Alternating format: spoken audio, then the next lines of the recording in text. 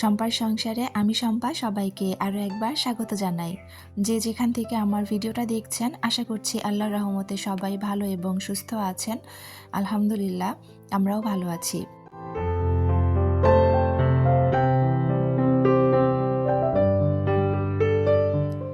ভিডিওটা শুরু করেছি সকাল থেকে, আর আজকে হচ্ছে আমি আমার মেয়েদের বেডরুমটা গুছিয়ে দিচ্ছিলাম। আর ওদের যেহেতু স্কুল খুলে গিয়েছে, আমি হচ্ছে গত ভিডিওতেও আপনাদেরকে বলেছি আমার ছোট মেয়ের স্কুল খুলেছে আর বড় মেয়ের মডেল টেস্ট শুরু হয়ে গিয়েছে। তো যার কারণে দেখা যায় যে ওরাও একটু ব্যস্ত হয়ে পড়েছে। তো ওরা চলে গিয়েছে, তো আমি হচ্ছে এদিকে ওদের ঘরটা গুছিয়ে দিচ্ছিলাম। আর আমার ছেলেটা হচ্ছে সকালবেলা উঠে গিয়েছিল, ওঠার পরে ও আবার নতুন করে ঘুমিয়ে পড়েছে। তো যার জন্য ওকে আমাদের বেডরুমে শুয়ে দিয়েছি আর কি। তো ওটা আমি পরে গুছিয়ে নিব। তো এখন হচ্ছে আমি মেয়েদের রুম আর অন্য যে রুমগুলো আছে সব কিছু সুন্দর করে গুছিয়ে নিব।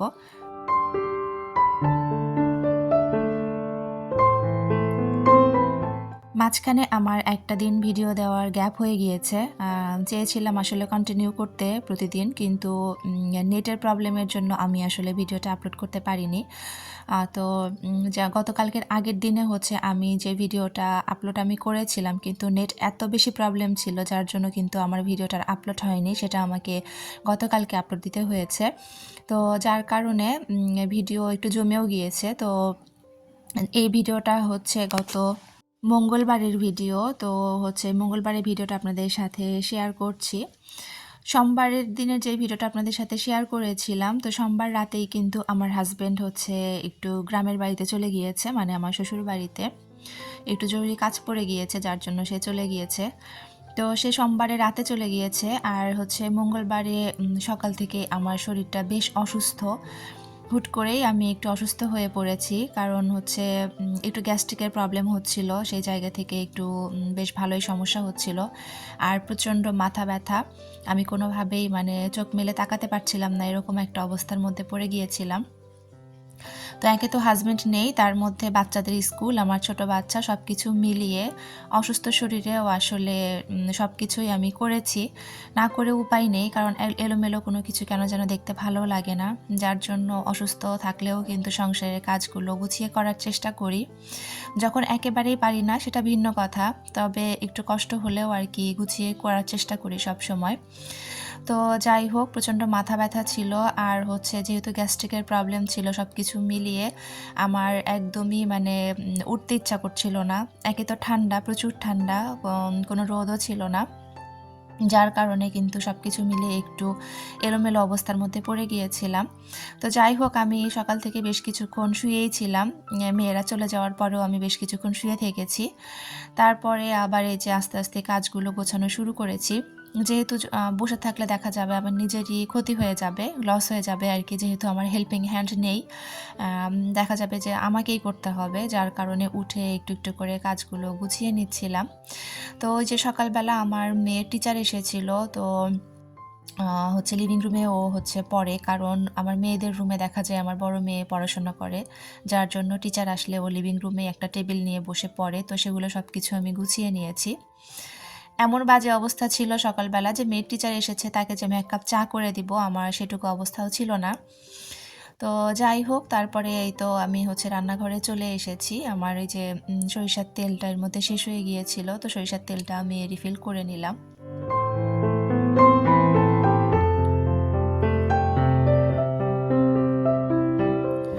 সকালবেলা গ্যাসের প্রবলেমটা বেশি হওয়ার কারণে খুব একটা কিছু আমার খেতে ইচ্ছা করছিল না। মানে সকালে আমি শুধু একটা ডিম সিদ্ধ করে খেয়েছিলাম। তো ডিমটা খাওয়ার পরেও কিন্তু আমার বেশ খারাপ লেগেছে।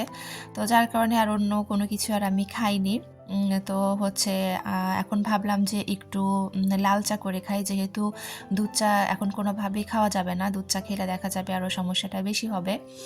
যার কারণে ভাবলাম যে একটু লাল চা করে খাই, কারণ চা না খেলেও এমন একটা অবস্থা হয় যে কেন জানি মনে হয় কি মাথা কাজ করে না, এরকম লাগে। তো যার জন্য ভাবলাম যে একটু লিকার চাটা করে খাই, তারপরেও হয়তো একটু ভালো লাগবে। যার কারণে একটু লিকার চা করে খেয়ে নিয়েছি। তারপরে মাঝখানে বেশ সময় গিয়েছে, অনেকটা সময় চলে যাওয়ার পরে আমি হচ্ছে রান্না করতে এসেছি। মাঝখানে আরও কিছুক্ষণ আমি একটু একটু করে রেস্ট নিয়েছি, তারপরে একটু করে কাজ করেছি, এরকম করে করেই পার করেছি আর কি। আর রান্নাটা যখন করতে আসি তখন মোটামুটি মনে হয় 2টা বাজে। কারণ হাজবেন্ড বাসায় না থাকলে দেখা যায় কি রান্নার এতটা প্রেশার থাকে না, মানে যখন ছেলে মানুষ বাসায় থাকলে একটা টাইমের মধ্যে খাবারটা কমপ্লিট করতে হবে এরকম একটা ব্যাপার থাকে, কিন্তু ছেলে মানুষ বাসায় না থাকলে কিন্তু এরকম একটা চাপ থাকে না। তো আমার বড় মেয়ে চলে আসে 12:30টার সময়ই, আর আমার ছোটো মেয়েটা স্কুল থেকে আসে 4টার সময়। তো আমার এই অবস্থা দেখে আমার মেয়ে বলছিল যে আম্মু কোনো রকম শুধু একটা তরকারি রান্না করো, এত ঝামেলা করার দরকার নেই।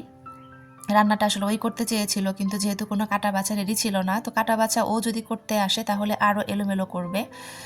তো যার কারণে বললাম যে থাক বাবা আমিই করছি, সমস্যা নেই। তো একদম আস্তে ধীরে আমি গোসল করে তারপর রান্না করতে এসেছিলাম। তো 2টার সময় আমি ভাত বসিয়ে দিয়ে এদিকে একটু মুরগির তরকারি রান্না করব। একটু ভাবলাম যে কম তেল মশলা দিয়ে একটু আলু দিয়ে তারপরে মুরগির মাংসটা রান্না করি। যদি পেঁপে থাকতো তাহলে একটু বেশি ভালো হতো, যেহেতু গ্যাস্ট্রিকের প্রবলেম থাকলে দেখা যায় পেঁপের তরকারি খেলে কিন্তু ভালোই লাগে। তো পেঁপেটা যেহেতু ছিল না, তো ভাবলাম যে একটু মুরগির মাংস আলু দিয়ে রান্না করে নেই, একটু পাতলা ঝোল করে আর কি।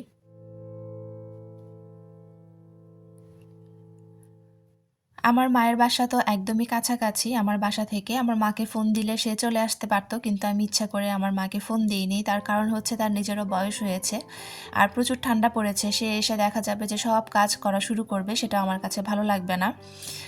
যার কারণে আমি তাকেও আসতে বলিনি। তার নিজের বাসাতেই সে তার সব কাজ মোটামুটি, তার হেল্পিং হ্যান্ড আছে, তাকে দিয়েই করিয়ে নেয়। তো আমার বাসায় এসে সে কষ্ট করে সব কিছু করবে, এটা দেখতে ভালো লাগবে না। যার কারণে কিন্তু আমি তাকে কিছুই বলিনি। আমার যে শরীর অসুস্থ বা এরকম তাকে কোনো কিছুই আমি বলিনি। তো যাই হোক, আপনারা যারা আমার ভিডিও দেখা শুরু করেছেন, তো প্লিজ আমার ভিডিওতে একটা লাইক দিয়ে পুরো ভিডিওটা কন্টিনিউ করবেন। কারণ আপনার একটা মূল্যবান লাইক আমার ভিডিওটা আরও অনেকের কাছে পৌঁছে দিতে সাহায্য করবে। যারা নতুন আমার চ্যানেলটা ভিজিট করছেন, আমার ভিডিওর কোনো অংশ, আমার কথা বা কাজের কোনো অংশ যদি আপনাদের কাছে একটুও ভালো লেগে থাকে, বা আপনারা যদি এরকম লাইফস্টাইল ব্লগ দেখতে পছন্দ করে থাকেন, তাহলে আমার চ্যানেলটি সাবস্ক্রাইব করে পাশে থাকা বেল অপশনটি প্রেস করে রাখতে পারেন, যাতে করে আমি ভিডিও ছাড়ার সাথে সাথে নোটিফিকেশন আপনার কাছে চলে যায় আর আপনি আপনার মূল্যবান সময় বের করে আমার ভিডিওটা দেখে নিতে পারেন। যারা অলরেডি কাজটা করে দিয়েছেন তাদেরকে অসংখ্য ধন্যবাদ। আমার কথা কাজের মধ্যে ভুল ত্রুটি থাকতে পারে, প্লিজ একটু ক্ষমা সুন্দর দৃষ্টিতে দেখবেন।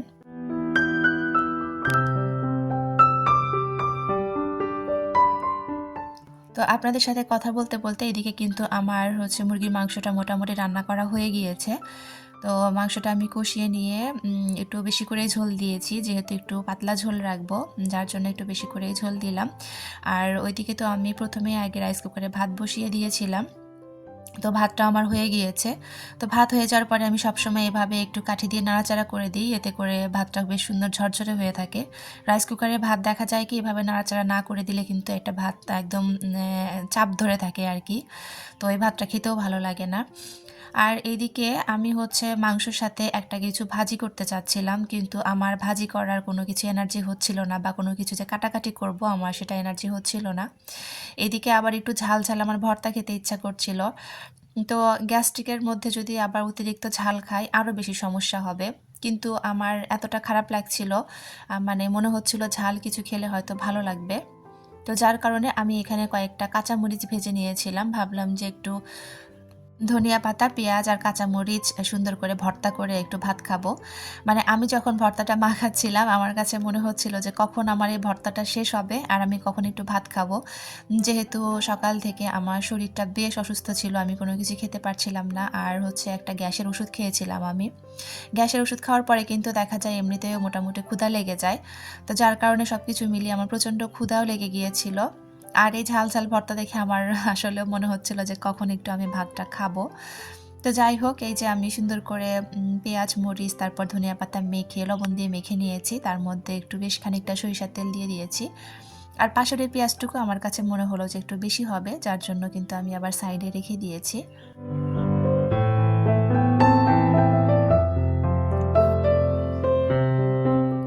তো রান্না-বান্না শেষ করে আমরা মা মেয়ে কিন্তু বিছানার মধ্যেই খেতে বসছিলাম। টেবিলে খেতে ইচ্ছা করছে না এই ঠান্ডার মধ্যে, ভাবলাম বিছানাতেই খাই। আর আমার ছেলেটাকে আমি ওখানে একটু ভাত দিয়ে বসিয়ে রেখেছি। মাঝে মাঝে আমি এটা করি, কারণ আমার কাছে মনে হয় এটা করলে ও নিজের হাতে খাওয়ার একটা অভ্যেস ওর হবে। আর সবার সাথে খেতে বসার অভ্যেসটা কিন্তু ভালো। তো যার জন্য ওকে প্লেটে করে দিয়ে দিয়েছি।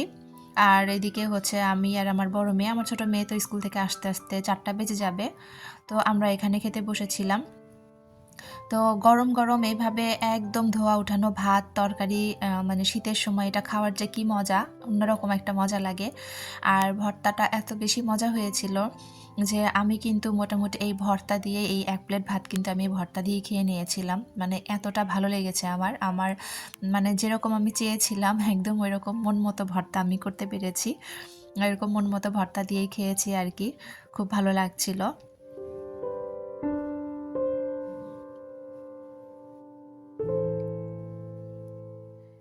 শীতের দিনে কিন্তু এমনিতেও দেখবেন যে ভর্তা ভাত খেতে অনেক বেশি ভালো লাগে। সেটা হোক দুপুরে বা রাতে। ভর্তা ভাত কিন্তু এমনিতে অনেক বেশি মজা।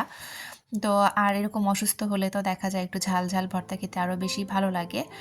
তো আমি খাওয়ার ফাঁকে, ফাঁকে ওইদিকে আমার ছেলেকে একটু ভাতটা গুছিয়ে দিচ্ছিলাম। বলছিলাম যে আমি মাংসটা ছিঁড়ে দেই, তো সে মাংস কোনোভাবেই ছিঁড়তে দিবে না। সে একা একাই খাবে। তো যাই হোক এদিকে আমি ভর্তা দিয়ে খেয়ে নিয়েছি আর এখন একটু মাংসের তরকারি নিচ্ছিলাম।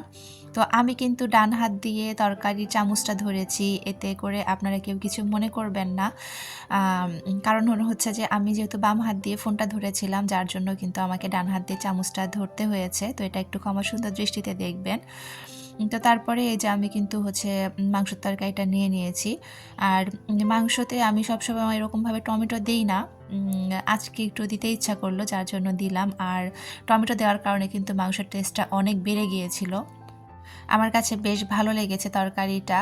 মানে একদম মানে কম মসলায় পাতলা ঝোল অনেক বেশি ভালো লাগছিল খেতে। যেহেতু ওই যে বললাম গরম ভাতের সাথে কিন্তু আসলে গরম তরকারি খাওয়ার মজাটাই আলাদা। আর আজকে হচ্ছে আমার ওই একটা ছোট শুধু টমেটো ছিল, ওইটা আমি তরকারিতে দিয়ে দিয়েছিলাম। আর সালাদ করার মতো কোনো টমেটো বা শসা-টসা ছিল না। আর মাংস তরকারির সাথে আমার এমনিতে পেঁয়াজ খেতে বেশ ভালো লাগে, তো যার জন্য আমি একটু পেঁয়াজ খাচ্ছিলাম। তো আপনাদের সাথে কথা বলতে, বলতে ভিডিওর শেষ পর্যায়ে চলে এসেছি। আমার জন্য সবাই একটু দোয়া করবেন।